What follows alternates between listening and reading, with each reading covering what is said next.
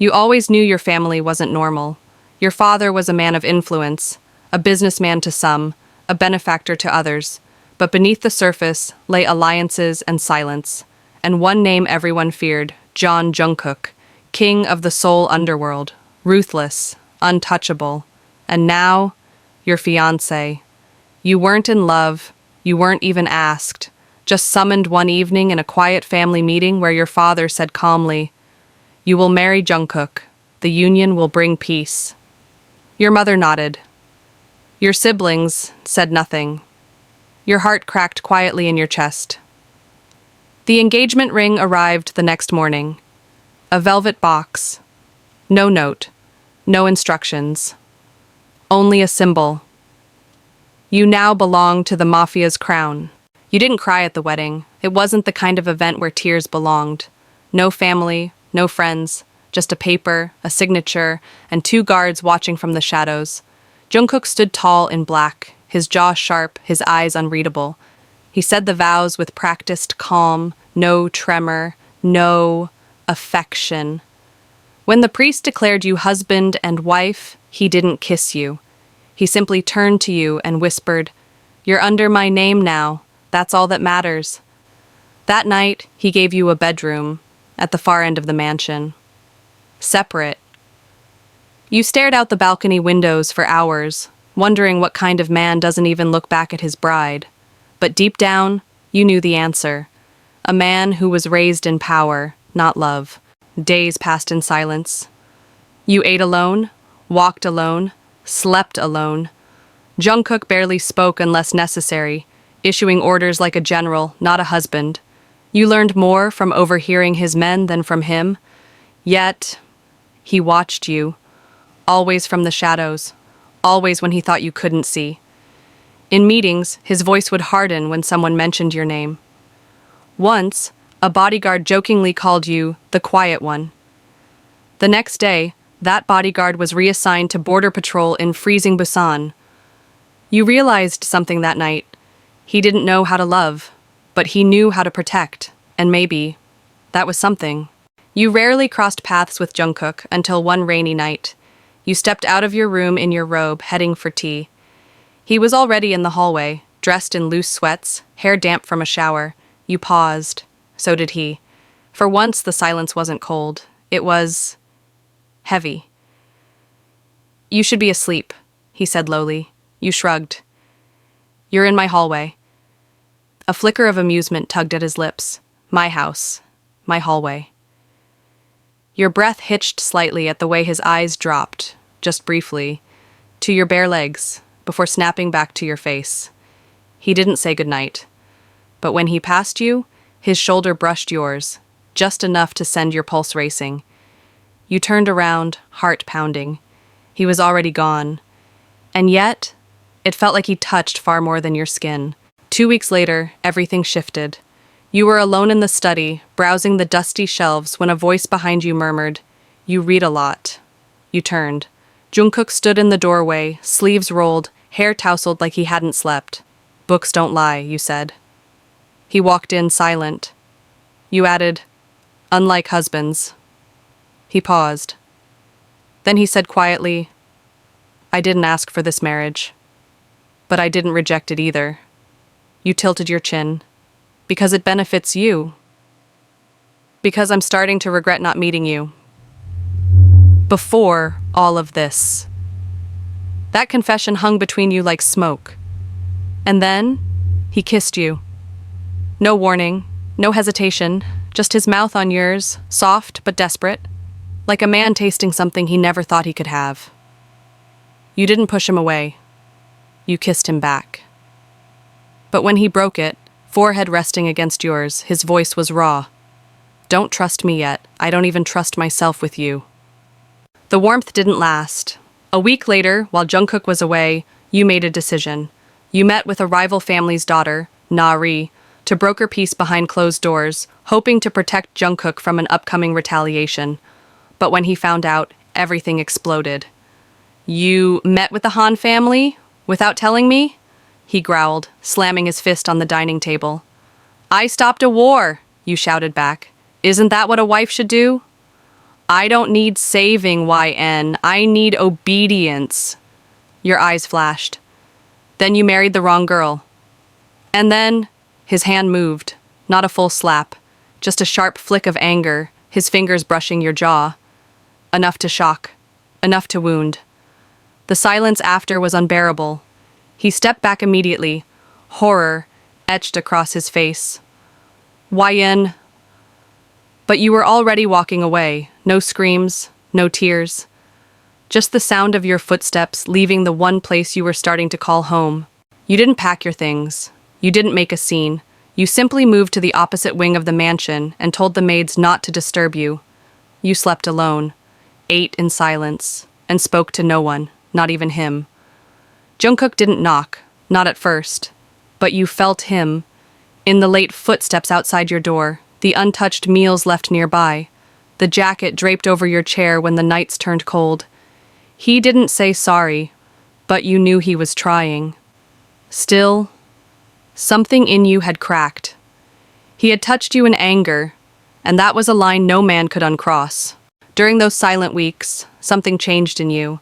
You trained with the guards. You started reading Mafia files. You showed up at the back of strategy meetings uninvited and stayed until you were heard. You were no longer the girl trying to fit in his world. You were building your own space inside it. Even his men noticed.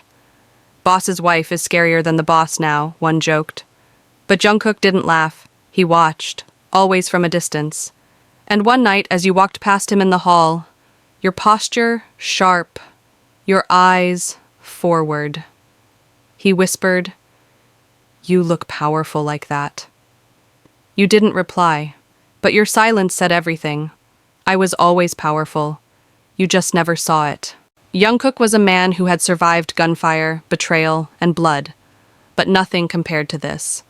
The quiet of your absence. The echo of what he had done. He stopped sleeping, started drinking. Once, he stood outside your door and whispered something only the hallway walls heard. "I miss you." But he didn't expect forgiveness. He knew he'd lost something sacred. Not your love, perhaps, but your safety with him. That night, he sat in the empty master bedroom, holding a photo he'd taken of you when you weren't looking. Your smile, your peace, gone. And for the first time in years, Jungkook felt fear, not of enemies, not of war, but of losing the only person who made him human. Trouble didn't knock, it crashed. 3 weeks into your silence, the Han family broke the treaty. Bullets rained down on one of Jungkook's storage compounds. His men were cornered, lines were drawn.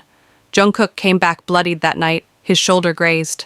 The house was chaos, and yet he came to you, not with pride, not with orders, but with quiet desperation. "I need your mind," he said, standing in your doorway. "Not your forgiveness, just your brilliance." You didn't speak, just motioned for him to come in.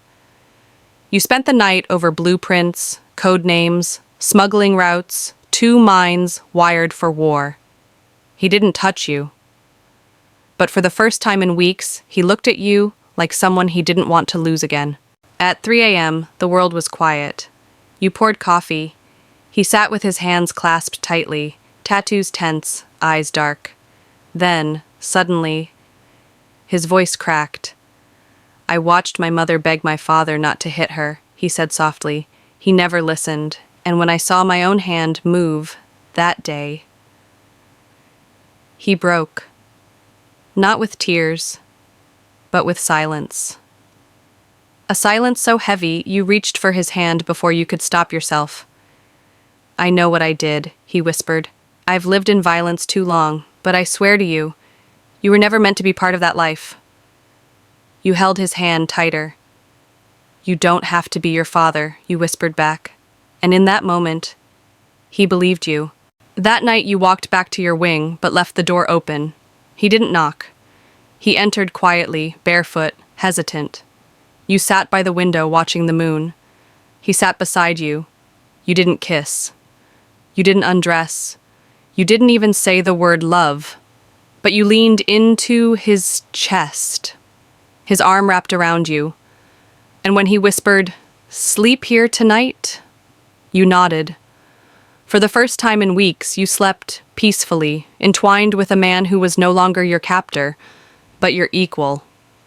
And maybe, just maybe, your beginning hadn't been fate, but your future could be choice.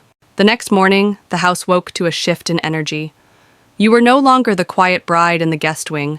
You were at the head of the table, reading intel reports, correcting names, issuing orders, and no one questioned it, because Jungkook didn't.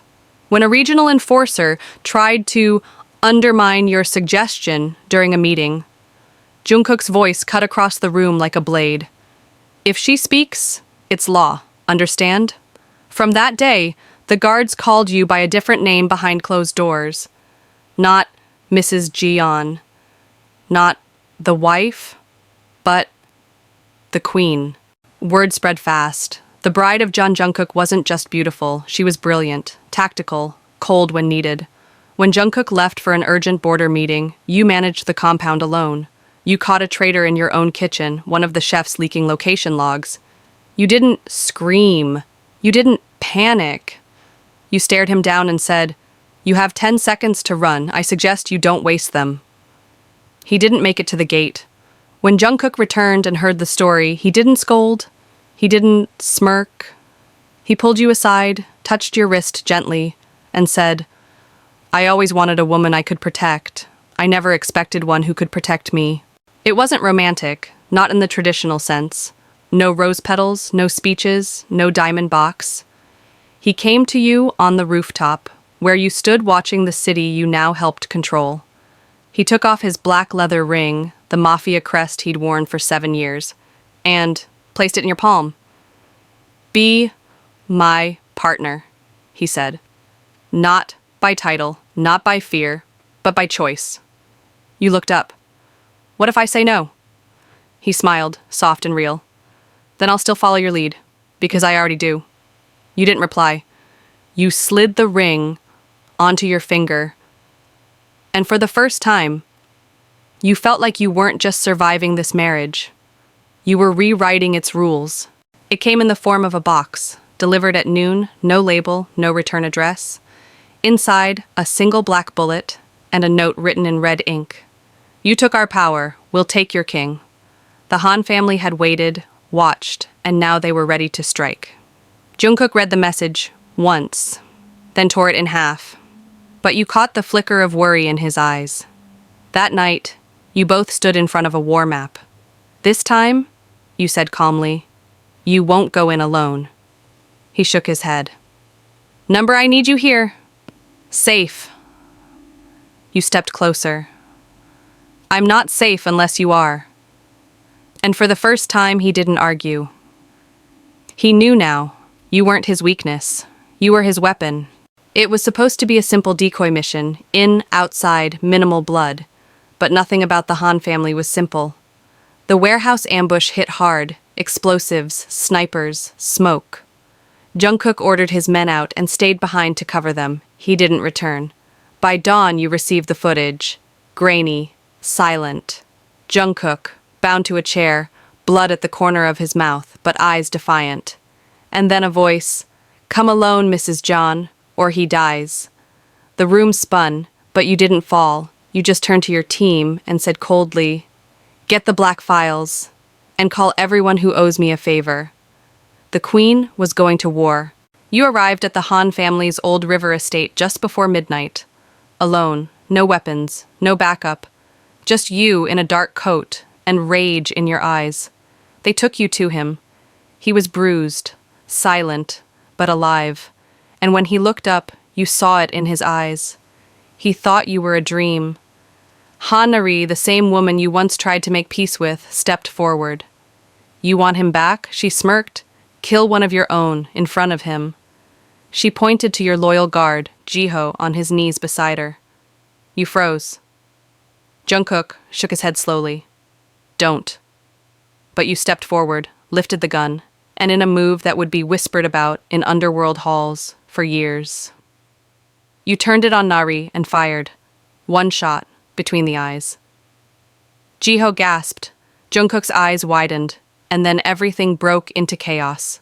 But you didn't run. You untied Jungkook yourself. You walked him out under gunfire. And you left the Han dynasty burning behind you. The rain fell in sheets as you pulled Jungkook into the getaway car. He was bleeding, weak, but conscious. He said your name like it was a prayer. "Drive!" you yelled, shielding him with your body as bullets clipped the rear of the vehicle. Your team was waiting 3 miles out. The second you crossed into friendly territory, you collapsed into the seat, chest heaving. Jungkook reached for your hand. It was trembling. You didn't speak. You didn't need to. In that silence, he saw what no bullet could hide. You had just killed for him, lied for him, burned a piece of your soul for him. Back at the compound, the world blurred around you. Bandages, doctors, gun reports, cleanup teams. But through it all, Jungkook wouldn't let go of your hand. He sat on the bed, your hand curled in his lap, watching you more than the IV line in his arm. "I should have protected you," he murmured, voice hoarse. "You did," you said gently. "You gave me the strength to protect myself." He shook his head. "You didn't marry a monster, YN. You married a man trying to outrun the one he used to be?" Your eyes softened. "And I didn't marry a king," you whispered. "I married the man who lets me stand beside him." For the first time, there was no crown between you, no empire, just 2 people, tired, scarred, and still choosing each other. Later that night, the house fell silent. No guards, no meetings, no war. You stood in the garden, barefoot on wet grass, staring up at the sky. Jungkook came behind you, no words, just presence. And when you turned, he kissed you. Not like before. Not like a king claiming his bride or a man chasing lust, but like someone, starting over. Slow, software honest. His fingers brushed your cheek, the same one he had once struck. But this time, they trembled with apology. And when he pulled away, breathless, he said, "I don't want to be the man you survive. I want to be the one you choose." You smiled faintly. "Then don't stop choosing me either." The chapel was empty. No priests, no guests, just candles, soft music, and the sound of rain on glass. You stood in a white satin dress, not because you were told to wear it, but because you chose it this time. Jungkook waited at the altar, black suit, no tie, no mask. You both had survived the kind of love that broke before it bloomed. And now, you were rewriting its roots. He reached for your hand. "YN," he began, voice shaking. "I don't promise to always be perfect. But I swear to never raise anything towards you but my hand in protection, my arm in shelter, and my heart in trust."